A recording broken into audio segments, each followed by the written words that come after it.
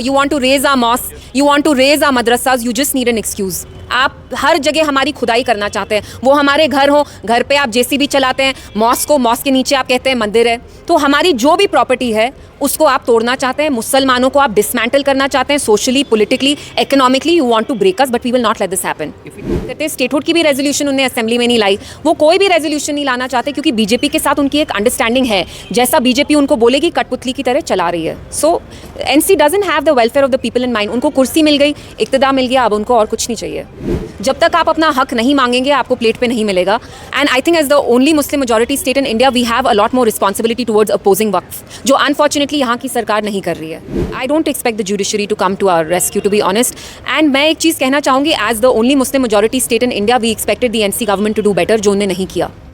देखिए, to be honest, Supreme Court is our last resort. हमने खुद भी देखा जब हमने 370 के बारे में हम सुप्रीम कोर्ट के पास गए, उसकी रूलिंग, बाबरी मस्जिद की ruling, but still we have to move court because at the end of the day judiciary is our last recourse. But as Muslims I feel like we'll have to peacefully protest. जब तक आप अपना हक नहीं मांगेंगे आपको plate पे नहीं मिलेगा।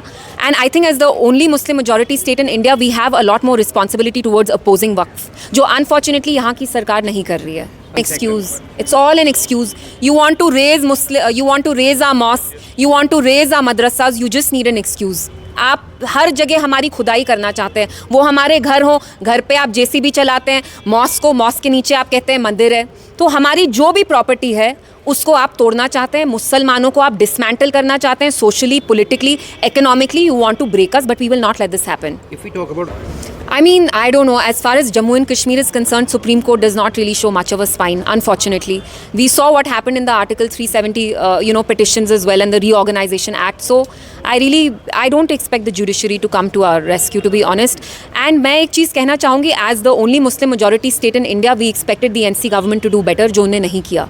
कौन सा स्टैंड नेशनल कॉन्फ्रेंस का क्लियर है? वो तो स्टेटहुड का राग जप रहे हैं, बिकॉज वो तो अब 370 के बारे में बात भी नहीं कर रहे हैं। आप किसके बारे में बात कर रहे हैं? Do you here the NC talk about 370 at all? Do they talk about the restoration of special status? चलिए स्टेटहुड के बारे में ही बात करते हैं। स्टेटहुड की भी रेजोल्यूशन उन्हें असेंबली में नहीं लाई, वो कोई भी रेजोल्यूशन नहीं लाना चाहते क्योंकि बीजेपी के साथ उनकी एक अंडरस्टैंडिंग है, जैसा बीजेपी उनको बोलेगी कठपुतली की तरह चला रही है। So NC doesn't have the welfare of the people in mind. उनको कुर्सी मिल गई, इक्तदा मिल गया, अब उनको और कुछ नहीं चाहिए।